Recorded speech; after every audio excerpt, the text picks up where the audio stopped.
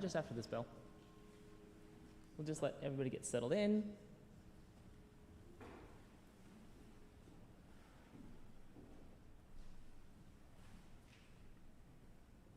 All right. Good morning, everyone, and welcome to the First Unitarian Church of New Bedford. My name is ToniAnne Wong, and I'm honored to be your guest speaker and layperson this beautiful, albeit rainy, Sunday.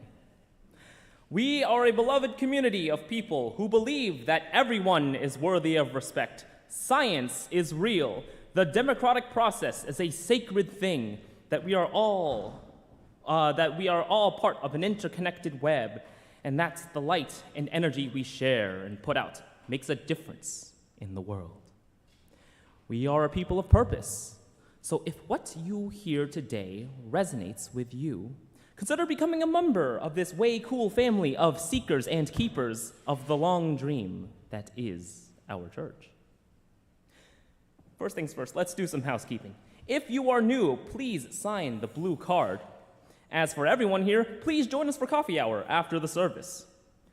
I want to remind everyone that we are live streaming. Major thanks to all of our viewers online. Your presence at this church, no matter in what form, keeps our community strong. Don't forget to like and subscribe to our YouTube channel. And finally, please put all of your phones in worship mode. Everyone belongs here, and everyone's engagement matters in this space, so let's give it our full presence.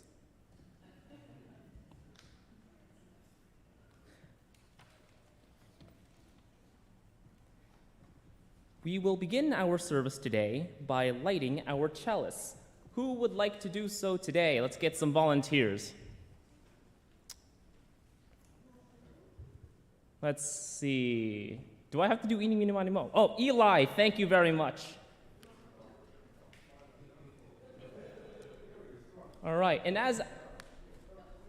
Oh, no, all right, amazing, even better. All right, and as our chalice is getting lit, let's have some opening words. Today's opening words this morning are from the cultural anthropologist Margaret Mead.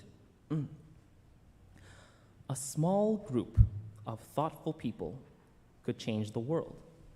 Indeed, it's the only thing that ever has.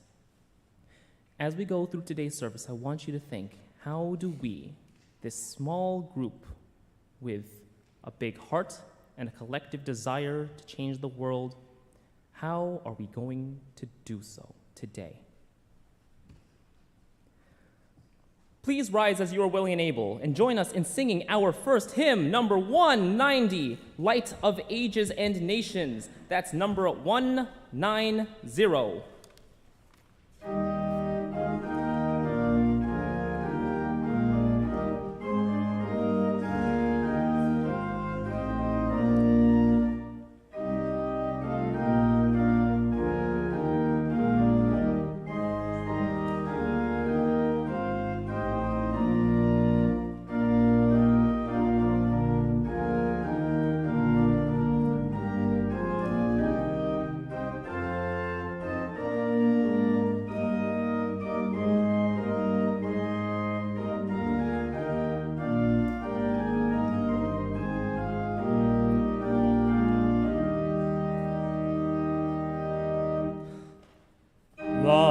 Of ages and of nations, every race and every time has received thine inspirations, glimpses of thy truth sublime.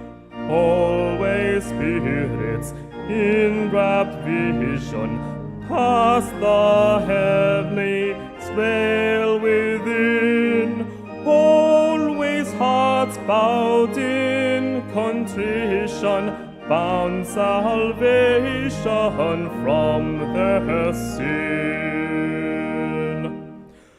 Reason's noble aspiration, truth in growing clearness saw, conscience spoke its condemnation, or proclaimed eternal law, while thine inward revelations told thy saints their prayers were heard, prophets to the guilty nation nations spoke thine everlasting word. Lo, that word abideth ever, revelation is not sealed, answering out to our endeavor, truth and right are still revealed. That which came to ancient sages, Greek, barbarian, Roman, Lou, written in the soul's deep pages, shines today forever new.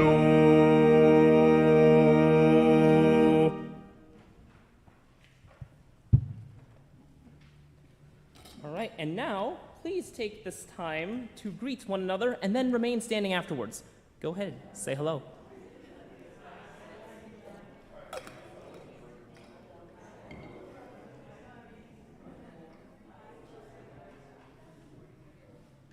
All right. And if you will remain standing, please join me in reciting our covenant, which is printed in your order of service.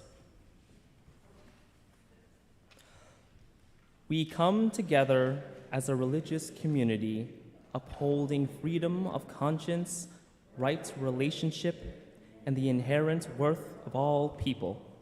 We value our diversity and pledge to care for one another in the spirit of compassion, to speak and listen to each other with respect, and to promote justice and kindness in the world. All right, you may be seated.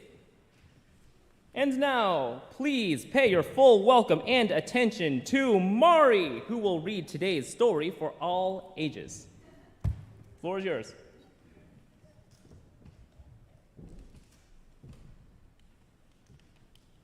I loved that intro. So today I'm going to be reading the story Red. I don't have the paper cover.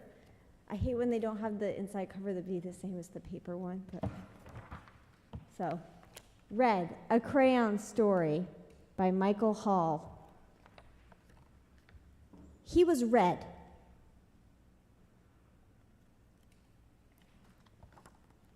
But he wasn't very good at it. Oh dear, says Olive. His teacher thought he needed more practice. I'll draw a red strawberry, and then you draw a red strawberry. You can do this, really. But he couldn't, really. Like this? Oh my, let's try again. His mother thought he needed to mix with other colors. Why don't you two go out and draw a nice round orange? A really big one. A really orange one. But they made a big greenish one. Yuck. Oops. His grandparents thought he wasn't warm enough. Your class is making self-portraits for Parents' Night. Wear this warm red scarf. Nice, it's so you. But it so wasn't. Oh, dear me. Here's his self-portrait. Oh, no, sorry, it's this one. Everyone seemed to have something to say. Sometimes I wonder if he's really red at all. Don't be silly. It says red right on his label. He came that way from the factory. Frankly, I don't think he's very bright. Well, I think he's lazy. Right, he's got to press harder. Really apply himself. Give him time, he'll catch on. Of course he will. But he didn't catch on. Green frog, black sheep, brown cow, red.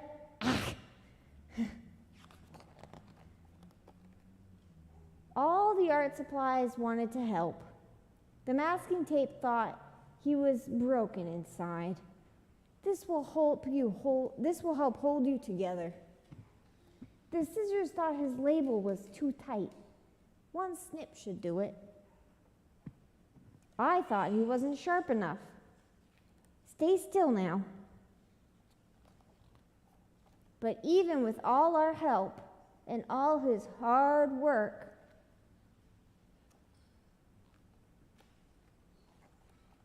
he just couldn't get the hang of it. One day, he met a new friend. Will you make a blue ocean for my boat? I can't. I'm red. Will you try? So he did. Thank you. It's perfect. You're welcome. It was easy. And he didn't stop there. Bluebells, bluebird, blueberries, blue jeans, bluebird. I already read that, sorry. Blue whale. I'm blue.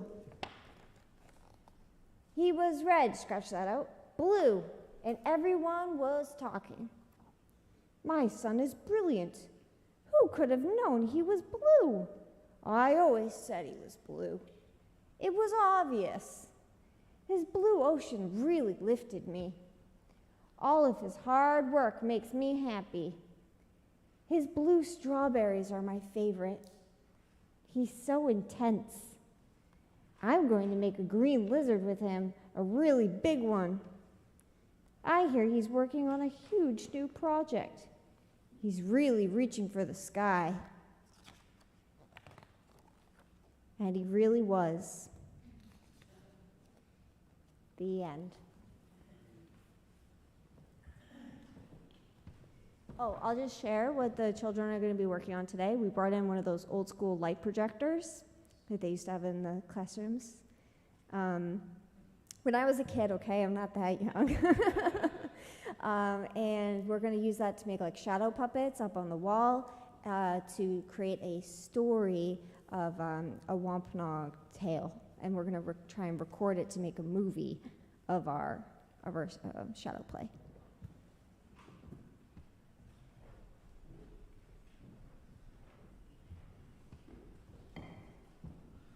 All right. Thank you very much, Mari. And now looks like it's time to start Sunday school. All right, we'll give them a second.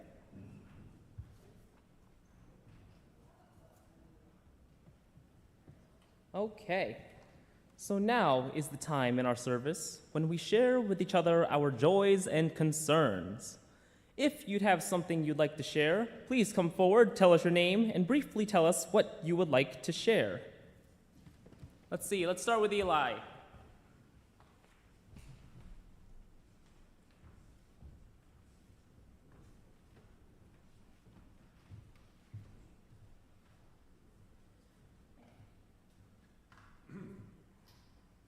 Good morning, ToniAnne. Hello, church. Boy, we got so many people here today, I can't get over it. All right. No, we're doing very well. This is the one thing I want to say. Our church is getting there. So, it's really, you all should have received a Google form from ToniAnne in the last couple of days. How many people have received it? Have received it. Have received it. All right. If you haven't received it, let us know at the end of service. If you're not an official member of the church, then you're not on our email list. But if you want to attend the 8th Principle Workshop, which is next Saturday, you're more than welcome. We're happy to have you. Just let us know at the end of service that you want to attend. You are most welcome. So what else I wanted to say about all that? The announcement? I guess that's it, right? Do you have a personal joy or concern? Excuse me? A joy or concern? A joy of concern. That was my joy, that we're going to have this workshop next Saturday. Love it. ToniAnne has been fantastic with that as the IT Zoom master. She's been doing incredible things. So all of you come, and you know you're going to come because you'll have to deal with me if you don't. All right? It's going to be a fantastic workshop.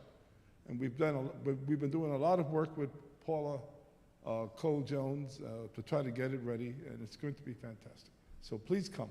All right? That's it. Thank you.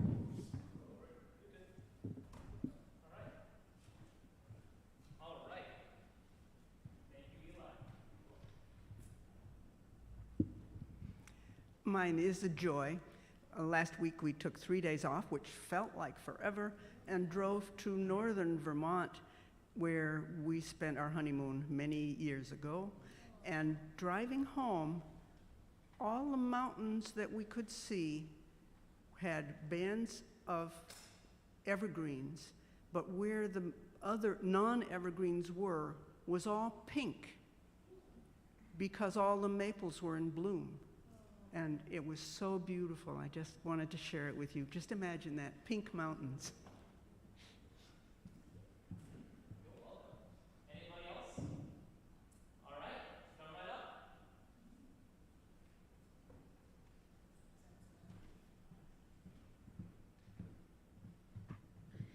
Hi, I'm Katie. I'm introducing myself because mine is a joy, but a little bit of a sadness too.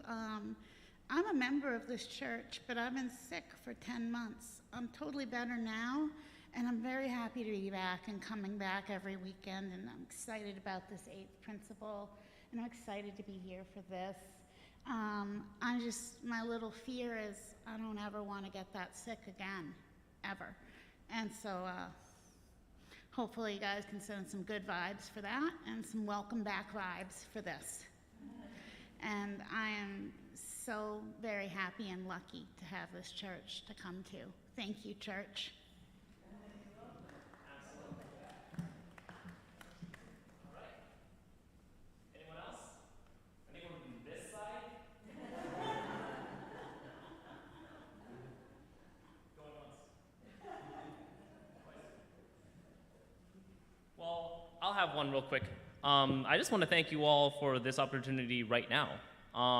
I feel like, I've only been here since maybe September, which relative to a lot of members is, only a drop in the bucket. Therefore, I'm really, truly honored that, Karen and the rest of the leadership of the church has really trusted me with this.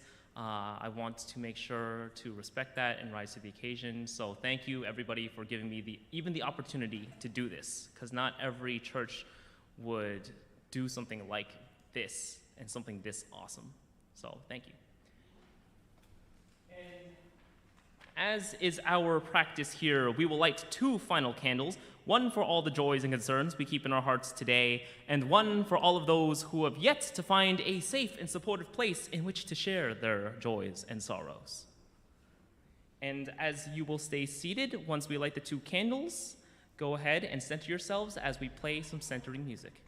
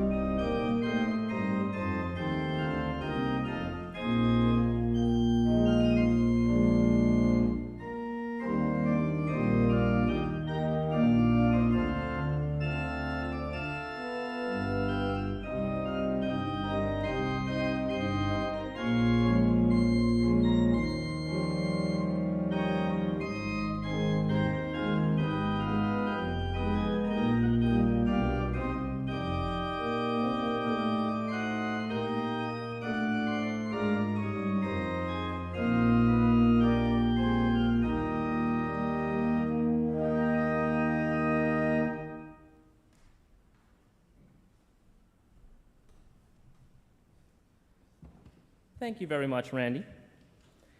And now for our responsive reading. Our reading today is printed in your order of service. I will read the regular type, then you respond with the bold type. I'll give everybody a minute. Okay? I lift my eyes up to the hills. From where will my help come? Help comes from love. My help, it comes from ancient mothers whose hearts beat in mine.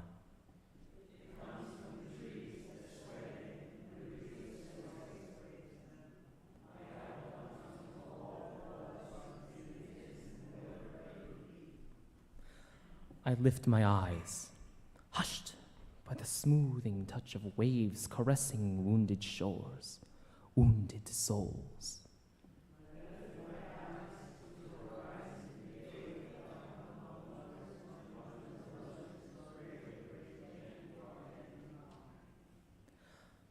I lift my voice, call of the sea, trees, sister moon, mother earth. Soul weeping, a symphony of life overflowing, I give myself to hum through every pore.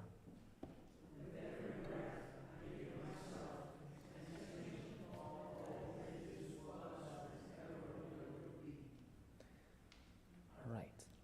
And now let us enter into the spirit of prayer and meditation.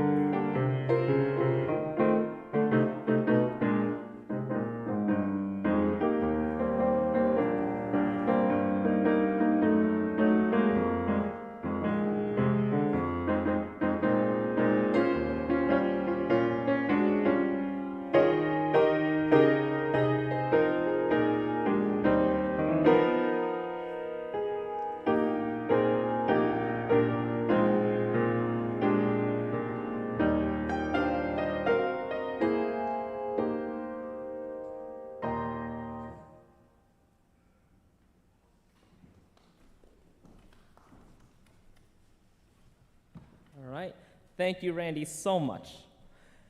The second reading today is from writer and poet Jess Reynolds, entitled A Prayer for My Queer and Trans Siblings. Here you are, here in this holy space, standing on this ground that is holy, because you're here.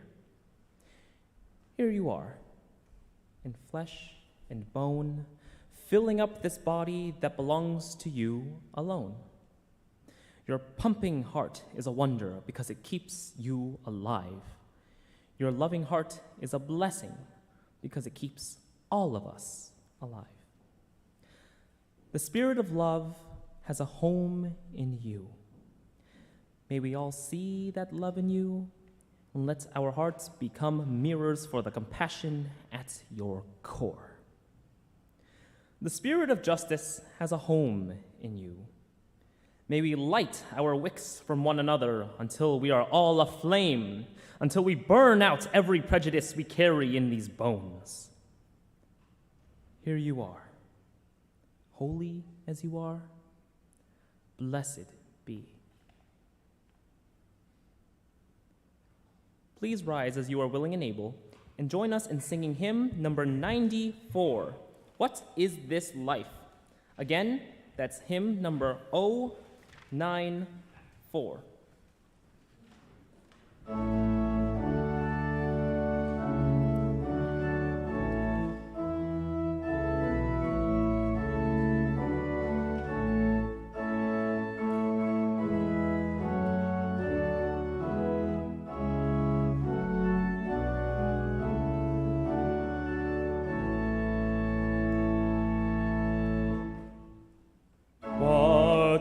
This life, it's full of care.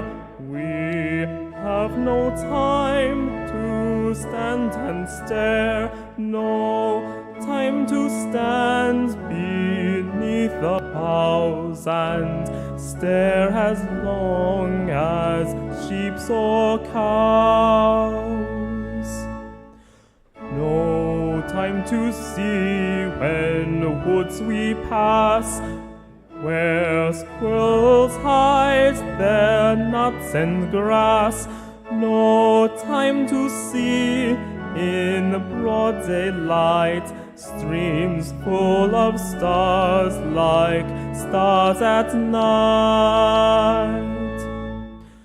No time to turn at beauty's glance and watch her feet, how they can dance.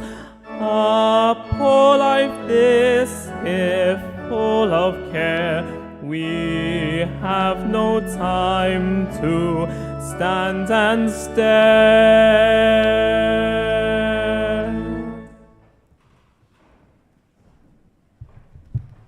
All right, you may be seated.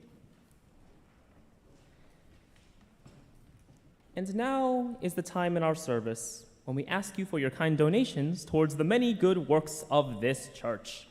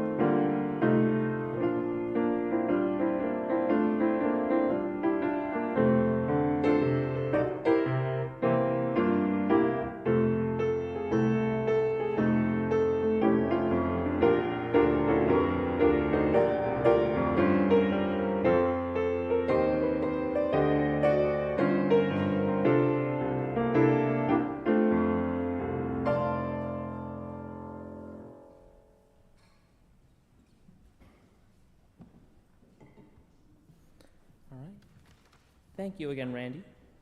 And let me say thank you to everybody so far. This has been a wonderful service, and I really do thank you all for all of your attention and warm welcome and willingness to follow along and ride this wave together. It is interesting how, I'm up here and it's like this, whoa, I'm really high up. But then at the same time, I still feel like I'm just standing in the pews with you guys, and the only real difference is that I'm just facing in this direction instead of that. But other than that, it's oddly familiar that it's like I'm just with you guys singing in the pews just like I always do. So I just really want to say thank you for, seeing this as just a cool experiment, but also at the same time just as a way to grow our church. Speaking of growing, I think a lot about this time of year as a time of growth. It's spring, Aside from the bugs and the allergies and the unpredictable rain, there's quite a lot to like about this time of year. All around us, nature is going through these amazing changes.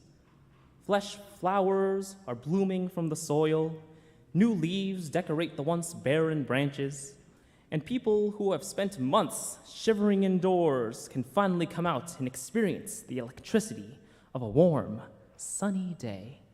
Except today. I resonate a lot with what spring's supposed to symbolize because the natural process of nature letting go of its old flowers, the old leaves, perfectly reflects the growth we have to make and what humans have to do every day of our lives. Today I'm here to discuss the importance of growth and the ingredients that go into successful growth as a person.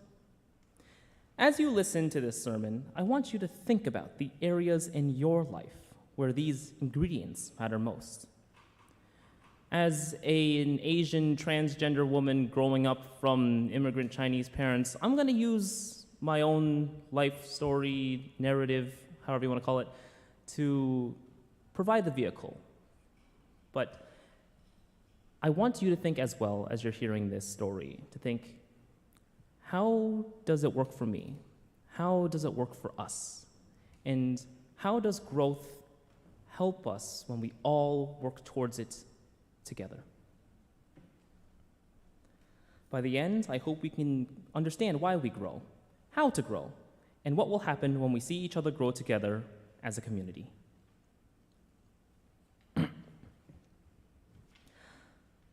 I like how open-endedly this church identifies itself as a church of faith. This claim is intentionally vague, so that way we can fill in our own meanings. Recently, I finished a couple of books by my new favorite author, Jen Sincero, whose definition of faith resonates with me quite strongly. Faith is that rocket that takes you beyond even your wildest dreams, so long as you hold on to it with all your might. There will be times in our lives when, in order to push the envelope and explore the great beyond, we must develop a faith that will guide us through the clouds. When the trials and uncertainties of our pursuits push us to our limits, there will arise a newfound power, a change in mindset that you have never thought was possible. By putting your faith in this church, you proclaim that the world will get better, no matter what obstacles get in your way. Faith kept my own family from falling apart during our bleakest moments.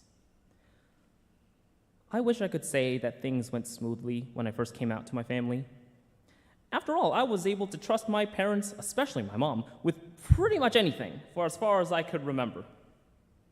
So it caught me off guard to see them as upset as they were, from sadness to anger to disappointment to rage and everything in between, believing that they had lost their son. Throughout this period in my family's history, on top of the start of the pandemic and the increase in anti-Asian hate that came along with it, our relationship was being pushed to the brink of snapping. All I had going by then, in my bedroom, in the corner, was just the faith that in time things would get better, and that my parents could one day welcome home their new daughter. The first step towards healing is to find your faith and hold fast to it. Ask yourself, what do I believe is possible? What does a fair and just world look like? What is the future that I want my children or grandchildren to experience? Your aspiration should feel nearly impossible from where we currently stand, yet at the bottom of your heart you believe, truly believe, that it can be achieved. By having faith in the idea that against all odds, all doubts, all fears, even your wildest dreams can become a part of a world you know is right and just. If you can envision that star above you, then you've done that first step towards growth. The upwards pull of faith alone, though, is not enough to fly if you still have baggage from the past tied around your feet. This leads me to our next step towards growth, knowing when, how, and what to sacrifice. The human brain does not care about what is good, but rather what is comfortable. Likewise, it would rather continue a behavior that it is familiar with rather than risk the danger of the unknown, even when that behavior hurts you overall. This discomfort, which comes from doing something new, often traps us inside of our comfort zone, holding us prisoner to our outdated beliefs. Scaled up, this societal need for comfort maintains a status quo that does not properly serve the needs of its people. I knew that even though I had a faith in a future where my family could finally start healing, we could never do it if we chose not to let go of the old thoughts that kept reopening our wounds. For the first 20 years of my life, my parents saw me through a certain lens. In Chinese culture, your firstborn son is a big deal. Relatives around the globe were celebrating, throwing parties, and cheering when they got news that I was born, believing for certain that I'd become a wonderful son to pass on our family name, a wonderful husband and father to pass on our family's legacy. When that lens no longer reflected reality, my mom pleaded for me to change back. She forced herself to stay in denial, wearing her down more and more every day. Towards the end of the pandemic, she had to make the decision to let go of her old lens and take that leap of faith. She had to take that or stay in denial while turning her back to the truth. In order for us, me and my mom, to even look at each other in the eyes again, we both had to say farewell to the son whom she loved in order to make room in her heart for her daughter. This was the moment where she began to untie the sandbags. These are people who moved from China, the other side of the planet, yet by letting go of these beliefs, this foundation of our family's generational culture, this journey my parents made from their comfort zones may have been the farthest journey they have ever undertaken. How will you travel out of your comfort zone today? What are the sandbags that you must untie from your ankles? What has brought you comfort at the expense of what is right? Ask yourself what kind of person you are due to what the world has told you to be versus the kind of person you are because that's what you need to tell the world. Find the part of you that wants to keep you where you are now and tell them it's okay to be scared. Tell that part of you that wants to stay back that it's okay to feel angry, to feel unsure, or even anxious about taking the big leap. That part of you that wants to stay indoors, tell that you that it's okay, and both of you hold each other close as you venture over the horizon.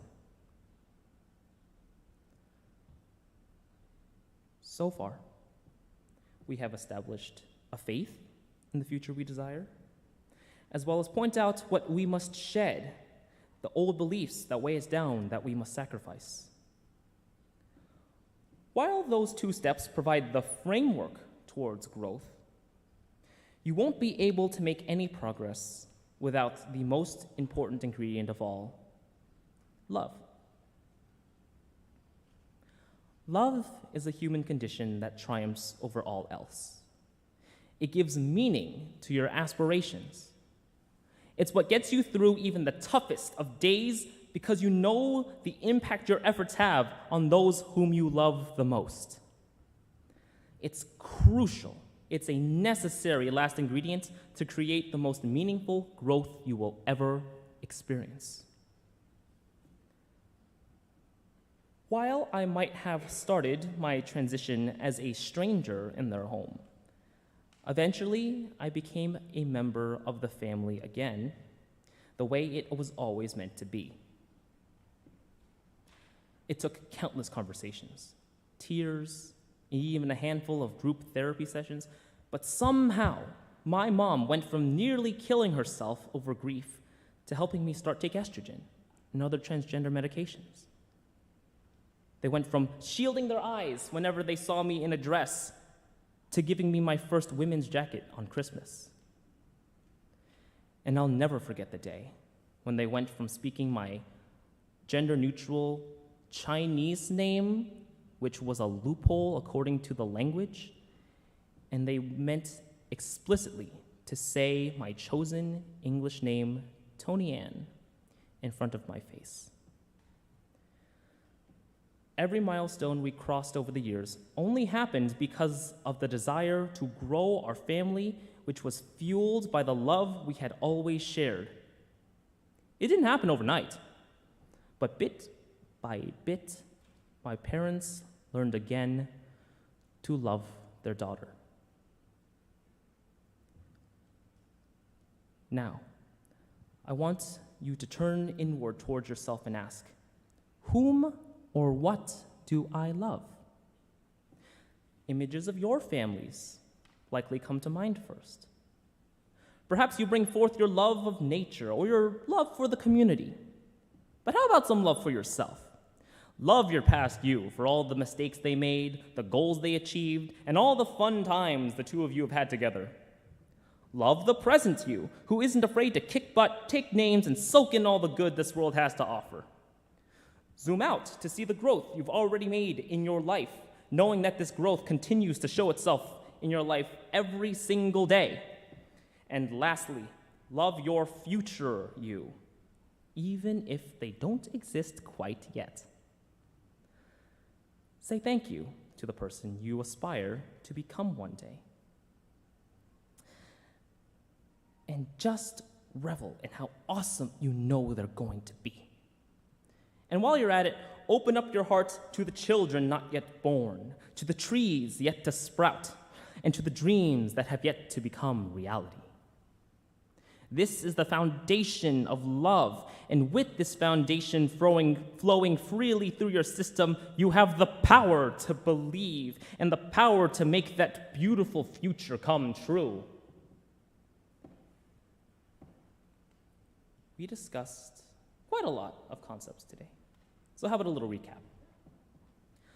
Growth is the constant process of shedding the old so that you may make room for the new. In order to grow, you first need to have faith that growth is possible and that you truly believe that a better world exists somewhere in the future. Reaching that goal requires you to let go of the things that keep you on the ground, Find out what beliefs or systems no longer serve your needs. Question them, and then jettison them away so you may have the freedom to venture from your comfort zone. Then finally, once you know where you're headed, use the love. Use the love all around you in your space. Use that love to give you the strength to go on, knowing that your growth serves a purpose towards the ones you love the most. So let's come together, church, and figure out how we can grow every single day. Now, get out there and start transitioning into a better future. Thank you.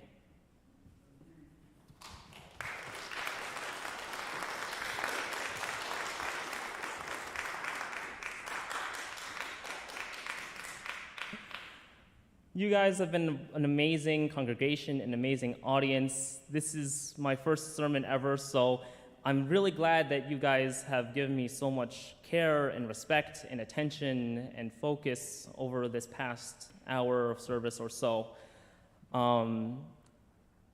We are nearly at the end, so please rise one more time as you are willing and able and join us in singing our final hymn today, number 110, Come Children of Tomorrow. That's hymn number 110.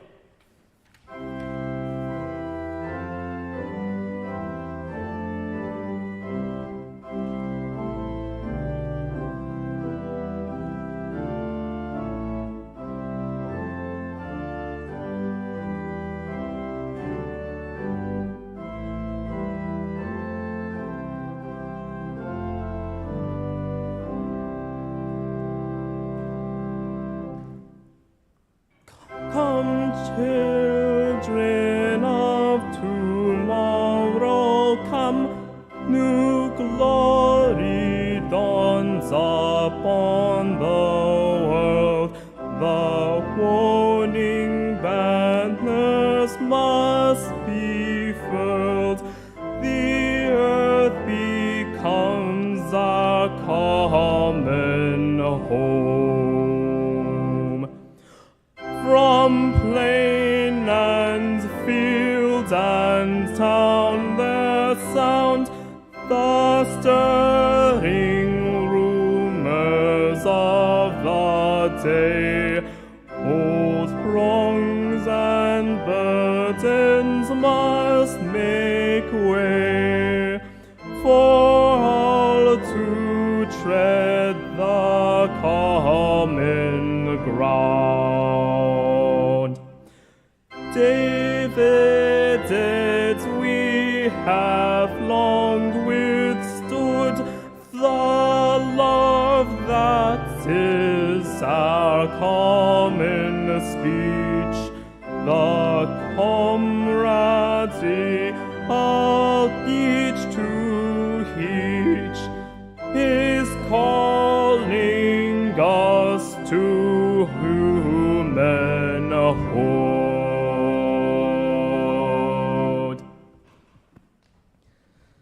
All right, our closing words, you may be seated, are from author C. Joy Pelsey.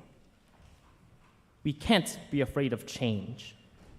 You may feel very secure in the pond you are in, but if you never venture out of it, you will never know that there is such thing as an ocean, a sea. Hold fast, church. Stay strong. We love you. Live long and prosper, and go out in peace. Please note that most people stay to enjoy the postlude. If you need to leave before the end of the postlude, please do so quietly. Thank you, everyone, and I'll see you for coffee hour. Send us off, Randy.